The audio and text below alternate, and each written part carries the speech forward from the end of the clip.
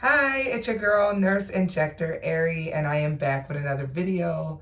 Please bear with me until my new mic gets here. I'm trying to still record content, and I know that it's a little hard to hear me, so bear with me with these new videos. I am just getting into the creator space, and I am not all the way there yet. I'm a nurse, not so much a YouTuber, so I'm doing my best to try to bridge into this space now. I wanted to make this video today about how did I get into the ICU as a new grad. If you're a new grad and you want to go straight into your own specialty that you like ICU, or if you're trying to get right into the ED, stay around. I guarantee you will like this video, and I have some good tips on how I did it and how you can do it. Also, if you're just a nursing student or someone who is aspiring to be a nurse, it's just a good way to, try to get your mind to rev up some ideas in the nursing field by watching these videos. So hit the subscribe button and follow me. It's Face Kink, and try to help me grow this channel. The channel doesn't grow if I don't get any subscribers. So help me out, guys. So how did I get into the ICU as a new grad, right? So I first became an LVN 10 years ago. So I graduated in 2015. And when I graduated, I knew immediately I hated nursing homes. I'm not even going to sit here and lie to you guys. I did not like it at all. That was not my thing. I'm not a nursing home person. Like, I just was like, I know that this is not the life I'm trying to live. So I always sought out other jobs that were LVN or LPN, jobs that were not necessarily nursing home jobs, which pretty much got me into the spaces of like concierge. I worked at a mobile physician in Beverly Hills for a little bit. I worked as a case manager and an insurance company over the years. I also worked in hospice doing home health. So I did a few different things. And my most latest job before becoming an RN, I worked in interventional radiology. Now, I worked at a very big UC in the state of California when I worked in the IR, which is not a very common thing for an LPN to do or LVN to do. So when they created this role, that's literally what they did. They told me, hey, this is a new role for us.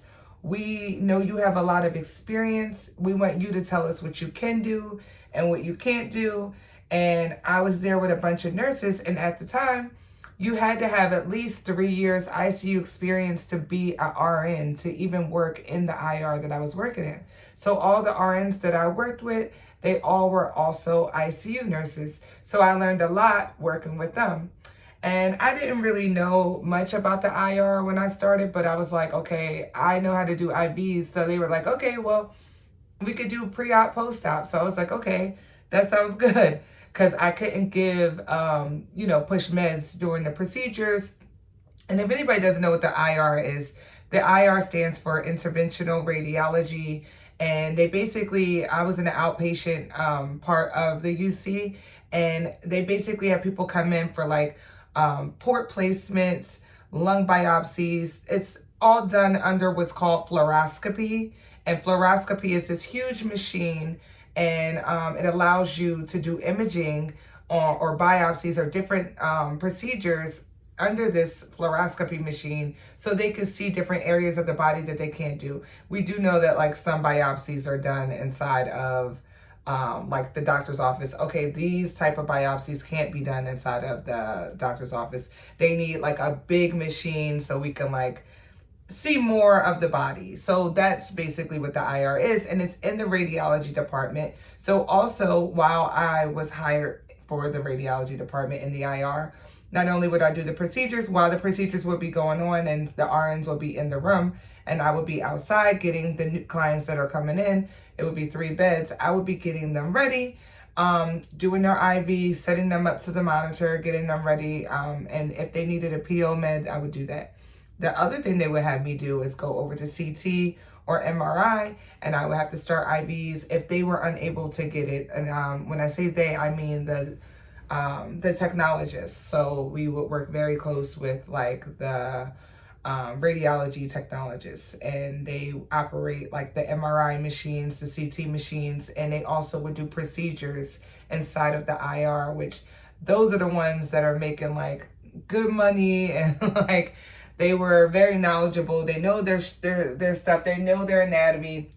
And so it was very interesting working with radiology technologists because a lot of people tend to think that those are nurses in the IR, like that are helping the doctor right there, but those are actually radiology technologists. The nurse is just on the monitor, doing the vitals and giving the medications. At least that's how it operated at the UC that I worked at. So with that experience, I was able to use the nurses that I worked with. And I used to be like, teach me everything. I'm in nursing school, right? And so I want to learn this. I want to learn that. They would literally be showing me what they were doing in the IR. They would tell me about like the medications, and we would commonly give Ativan. They would also give, it was a few different things. I don't know. I don't want to go into all the meds right now. But they would give a lot of different medications, and they would go over these meds with me. We would also go over IV meds and like protocols and the bite blocks, and like they had all that in there, the crash cart. Like they would go over these type of things with me in different scenarios, and we would talk. And that's really how I gained a lot of the experience. I also had a lot of practice doing IVs because in the IR, a lot of these people are getting ports placed because they do not have any veins, because a lot of them are getting cancer treatments or they want to save their veins. It could be either or. But I got really good at doing IVs because some of these people were hard. And my charge nurse there would literally challenge me all the time, or I shouldn't say charge nurse. She was more like a manager, but she even had us one time do an IV like up here. Like on someone who was really big, because we just needed to get the medication to her to do the procedure. It was very interesting how this place worked. And I think, especially if you're a new grad, you will see like different places that you go will always be, I like operate a little bit different, like what you can do and what you can't do. So always make sure you double check with, whoever is operating the building that you guys are with. So moving along, I had all that experience working in the IR, and when I graduated school, I initially took my test and I did not pass, okay? I was down bad. I was like, oh my God, I don't know what I'm gonna do. But I ended up retaking it. I restudied. I used Simple Nursing and Mark K. Both worked. I passed the second time, and I immediately started looking for a job. When I looked for my first job, it was hard. It was so hard, especially living in California. I was like, I cannot get a job. Like, nobody wants new grads in California, and I could not find anything. So I was a mom because I have kids, and I was talking to this mom, and she ended up saying that she was an RN and she could get me a job at this plastic surgery aftercare. And I had a background in aesthetics. So I was like, oh my God, that's perfect. So she was like, yeah, let's do it. I got hired there. But I knew that I wasn't going to get like the experience that I wanted. And I felt like I really wanted to get in ICU because I felt like I would have like the knowledge of, if things go wrong, I want to have like that critical care background. Even when doing aesthetics, I always wanted to still do critical care. So I would work there, but I was still looking for another job. And I decided that I needed to move to the East Coast, like where I'm from. So I actually I left California, and I came over to the East Coast, and I ended up going to several open houses. That's the big key. Go to an open house as a new grad. I'm telling you, just search like open houses in the cities. And sometimes, just like I did living in California, and maybe some people can do this, maybe some can't, but go to other states and go do the specialty that you want to do, because 9 times out of 10, you will get hired in a different state, working the specialty that you want. It's not about the money. Everybody's rushing to go get the money in California. Forget the money.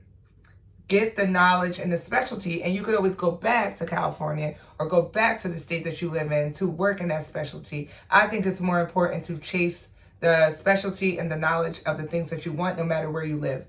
You can rent a studio. I'm in a small apartment right now. Maybe one day I'll do a tour at this little spot. I got a 1-bedroom den. My kids are in California. I go back and forth and I can make a video about that. You guys let me know in the comments if you want to know how I'm living this bi-coastal life right now. It's not easy, but I do have support, obviously, and I'm back and forth. And I'm actually going to bring one of my kids here. I got 2 boys. So, you know, it sacrifice for what you want. And I went to an open house here. I ended up interviewing with the ED. I ended up interviewing with the ICU, and I had ICU first, and he really liked me. I liked him. And I honestly got a call like a week later, and I got the job. I was so excited. And let me tell you how I know these open houses work, because I'm about to move, okay? I'm going to move to New York City because I want to pursue aesthetics, but realistically, I still have to work as a nurse. That's my foundation. So I got another job. I did my year at the current hospital that I'm at right now. I'm going to be finishing up my last day at the end of April. I start my new job in May. Okay, I got a new job working neuro ICU. They're going to cross-train me in trauma shock. I got that job from also going to an open house. And I just happened to look it up, and it was the next day. I was like, oh my God, I'm about to go. Like, it's just towards the New York, North Jersey area. I want to go up there. This is what I want to do. Let me just do that. My lease is about to be up June 1st. Let me go for it. That's exactly what I did, y'all. I went up there. My lease, like I said, I'm in this apartment, but my lease is about to be up on May 31st. So I went to that open house. They asked me, you know, several questions. And at this point, I'm interviewing an open house as an experienced nurse this time. Because remember, when I went to the open house the first time, I was a new grad. Clock it, okay? I was a new grad the first time. This time it felt a little bit different, because it was like, I am an experienced nurse this time. Like, it worked out a lot better and a lot different for me, because, you know, I am here and I'm not, you know, I know what I'm doing this time. Like, I know how to titrate medications. I know what an A-line is. I know what an A-line is. I know, you know, about different medications. And I've been in a 1-to-2 or 1-to-1. I even had 3 out of ratio living in Philadelphia, because sometimes they out of ratio here. I learned so much. And, you know, in this new job for neuro ICU, the guy really liked me. When I tell y'all, from that open house, they called me the very next day. We would like to offer you 2 positions. We like you to do, you got the offer for NICU, I'm sorry, not NICU, neuro ICU, and you got the offer for MICU. I was like, oh, okay, because I interviewed for both. Because at that point, I'm like, I still just want to work ICU, but I'm going to expand. The current ICU that I'm in is very general. So I want to get more specific, because I know that's how I'm not chasing money. I'm chasing specialty, right? So, because I know that money will come. And that's not even really what the biggest thing is. I really want to be knowledgeable about the things that I'm doing. And I want to make sure that I set myself up to work in aesthetics full time and do my specialty that I'm trying to do per diem in the future, because I'm not at the level right now where I am, you know, 100% on the per diem level. I'm still working as a staff nurse because I'm trying to gain that experience. Because again, I'm not chasing dollars. I'm chasing knowledge. And that's just at least the way that I do it. And if you keep watching my channel, I'm going to talk more about that. I am very motivating when it comes to, you know, do what you want to do and how you want to do it. I'm going to tell you guys how I do things, you know. So that's how I got into the ICU as a new grad.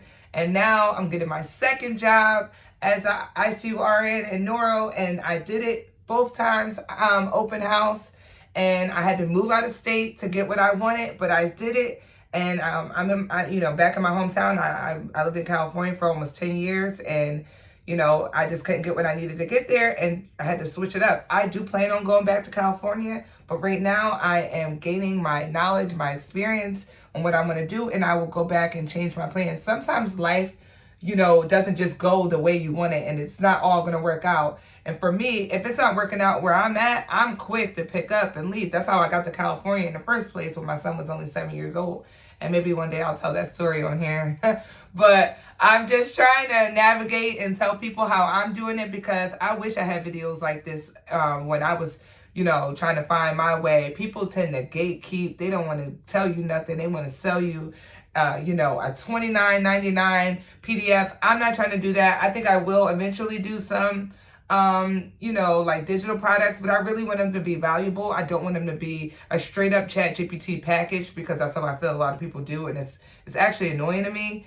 I don't want to just, you know, be buying something I could look up on ChatGPT myself. I want to give, you know, knowledge to you guys if I have it. So if you guys have any suggestions on things that you guys want to know, as far as me being an ICU nurse and a certified nurse injector, please let me know. I am going to continue to make videos like this, and you guys subscribe to my channel, and, you know, let me know what you guys think. I will see you in the next video.